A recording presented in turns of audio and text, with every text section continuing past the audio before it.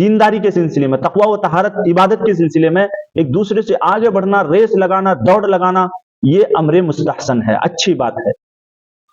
مثال کے طور پر آپ دیکھ رہے ہیں کہ ایک شخص بڑا متقی اور تقوی طہارت کا ہوگر انسان زندگی گزار رہا ہے، 5 وقت کی نماز پڑھ رہا ہے، ساتھ ساتھ تہجد بھی پڑھ رہا ہے، اللہ کے راستے میں بہت زیادہ خرچ کر رہا ہے، یعنی وہ تقوی و طہارت والی زندگی گزار رہا ہے۔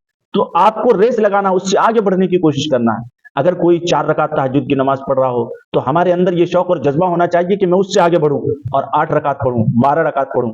اسی طرح اگر کوئی 10 روپے خرچ کر رہا ہے تو میں اس سے زیادہ 20 روپے خرچ کروں۔ نیکیوں میں آگے بڑھنا، نیکیوں میں ریس لگانا، نیکیوں میں دوسرے سے آگے بڑھنے کی کوشش کرنا، کمپٹیشن کرنا، یہ تو مستحسن ہے دین کے لائن سے، نیکیوں کے لائن سے۔ مگر دنیا داری کے اعتبار سے ریس لگانا، کمپٹیشن کرنا، یہ بری بات ہے، ممدوح نہیں ہے، بلکہ یہ قبیح ہے، شریعت نے اس سے منع فرمایا۔ اور صحابہ کی یہی صفت تھی کہ وہ نیکیوں میں ایک دوسرے سے آگے بڑھتے تھے، نیکیوں میں، آخرت کے اعتبار سے وہ ایک قسم کے حرص، تمام آخرت کو حاصل کرنے کے لیے، یعنی نیکیوں کو زیادہ سے زیادہ حاصل کرنے کے لیے ان کے اندر یہ صفت پائی جاتی تھی۔ مگر آج ہماری زندگی کے ایک لمحہ بالکل اس کا برعکس ہے، بالکل ہماری زندگی کا پہیہ سیدھا گھومنے کے بجائے الٹا گھوم رہا ہے۔ آج ہماری پوری زندگی کے ایک لمحات، ایک منٹ، ایک سیکنڈ دنیا میں ریس لگانے کے چکر میں گزر رہی ہے، ایک دوسرے سے دنیا میں آگے بڑھنے کی فکر کہ اگر کسی کے پاس 10,000 کا موبائل ہے تو میرے پاس 20,000 کا ہونا چاہیے تاکہ میں بڑا سمجھے جاؤں لوگوں کے درمیان۔ اگر کسی کے پاس 20,000 کا ہے تو میرے پاس 30,000 کا ہونا چاہیے۔ کسی کے پاس مہنگا موبائل ہے تو میرے پاس آئی فون کا ہونا چاہیے، میرے پاس ایپل 1 پلس کا ہونا چاہیے۔ تو اس طرح کے ہمارے کمپٹیشن لگ رہے ہیں۔ اگر کسی کے پاس 1 لاکھ کی گاڑی ہے تو میرے پاس 2.5 لاکھ کی گاڑی ہونی چاہیے، بلٹ گاڑی ہونی چاہیے، لگژری گاڑی ہونی چاہیے۔ اگر کسی کے مکان ہے تو میرا 2 مکان ہونا چاہیے، میرا بنگلہ ایسے ہونا چاہیے، میرے بنگلے میں اس طرح کے سہولت کے سامان ہونے چاہیے، اور میرے بنگلے میں فریج ہونے چاہیے، صوفہ ہونا چاہیے، یہ ہونا چاہیے، وہ ہونا چاہیے۔ اور اسی طریقے سے ہماری کمپٹیشن دنیا داری کے اعتبار سے لگ رہی۔ تو میرے محترم بزرگ دوستو، پھر ہماری زندگی کے سکھ، چین سب تباہ و برباد ہو رہے ہیں۔ تو کمپٹیشن ہمیں کس میں کرنی چاہیے؟ نیکیوں میں، فاستبقوا الخیرات۔ قرآن کی جو آیت میں نے پڑھی ہے اس میں اللہ تبارک و تعالیٰ نے یہی بتایا کہ نیکیوں میں ایک دوسرے سے آگے بڑھو، نیکیوں میں ایک دوسرے سے کمپٹیشن کرو، نیکیوں میں ایک دوسرے سے آگے بڑھنے کی کوشش کرو۔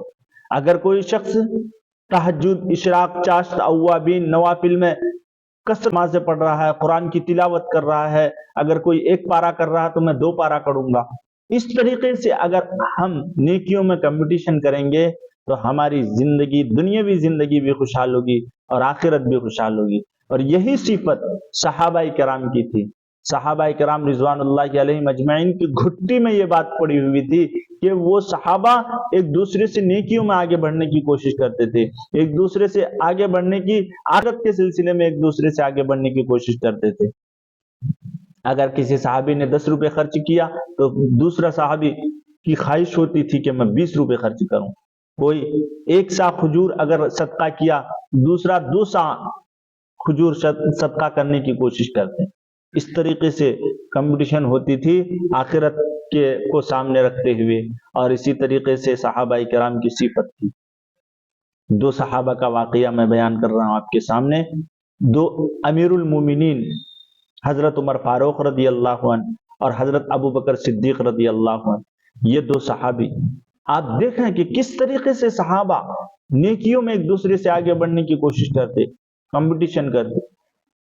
غزوہ تبوک کے موقع پر اللہ کے نبی نے اعلان کیا، عام چندے کا اعلان کیا کہ جاؤ سب اپنے اپنے گھر سے کچھ چندہ لاؤ، کیونکہ یہ ایک بہت ہی خطرناک جنگ ہونے جا رہا تھا، اور اس میں تقریباً اسلحہ کی ضرورت تھی، اس میں سواری کی ضرورت تھی، بہت سارے اخراجات تھے۔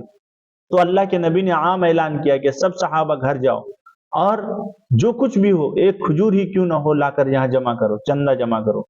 سب صحابہ کرام اپنے اپنے گھر گئے۔ اس وقت حضرت عمر فاروق رضی اللہ عنہ مال و دولت کے اعتبار سے حضرت ابو بکر سے زیادہ تھے، کوانٹٹی کے اعتبار سے मालो दौलत के एतबार से हजरत उमर फारूक रजी अल्लाह अन्हु की दौलत ज्यादा थी। हजरत उमर फारूक रजी अल्लाह अन्हु दिल दिल में सोचने लगे कि आज मैं अबू बकर से नेकी में आगे बढ़ जाऊंगा, क्योंकि मेरे पास दौलत ज्यादा है तो मैं दौलत ज्यादा लाऊंगा, अल्लाह के नबी की खिदमत में चंदा ज्यादा दूंगा तो मैं नेकी में आगे बढ़ जाऊंगा। चुनांचे गए, आया वापस आया, हजरत उमर फारूक रजी अल्लाह अन्हु सामने आए। अल्लाह के नबी ने पूछा कि उमर क्या लेके आए हो और क्या छोड़ के आए? तो हजरत उमर फारूक रजी अल्लाह ने फरमाया, अल्लाह के रसूल, मैं घर के सामान में से आधा आधा सामान लाया हूं और आधा आधा अपने बीवी बच्चों के लिए छोड़ आया हूं। फिर इधर से हजरत अबू बकर सिद्दीक रजी अल्लाह अन्हु आए, उनसे भी पूछा गया तुम क्या लेके आए हो, क्या छोड़ के आए? तो हजरत अबू बकर सिद्दीक रजी अल्लाह अन्हु ने फरमाया, अल्लाह के रसूल, मैं घर का सारा सामान लाकर आपके कदमों में जमा कर दिया और सिर्फ अल्लाह और उसके रसूल की मोहब्बत छोड़ आया हूं। उस वक्त हजरत अबू बकर सिद्दीक रजी अल्लाह अन्हु कहने लगे, मैं हमेशा दिल में सोचता रहा कि मैं अबू बकर से नेकी में आगे बढ़ूंगा, लेकिन अब कयामत तक नहीं आगे बढ़ सकता, इसलिए कि आज मुझे मौका था। मैं अगर घर का सारा सामान लाता तो मैं नेकी में आगे बढ़ता, लेकिन आज भी बाजी आगे ले गया हजरत अबू बकर सिद्दीक रजी अल्लाह अन्हु कि आज भी वो अपने घर का सारा सामान लाकर मेरे से नेकी में आगे बढ़ गया। तो सहाबा किराम नेकियों में एक दूसरे से आगे बढ़ने की कोशिश करते थे, एक दूसरे से नेकियों में आगे बढ़ने की शपथ करते थे, रेस लगाते थे, दौड़ लगाते थे। आज हमारी जिंदगी उसके बरक्स, हमारी जिंदगी का पहिया बिल्कुल उल्टा घूम रहा है। इसलिए आज हम दुनियावी एतबार से भी जलील है, आखिरत के भी एतबार से अल्लाह हमारे साथ खैर का मामला करे। इसलिए अगर मेरी बात आपकी समझ में आ रही हो तो जिंदगी एक सही रुख पर लाने की कोशिश कीजिए और नेकी तकवा व तहारत वाली जिंदगी गुजारने की कोशिश और फिक्र कीजिए।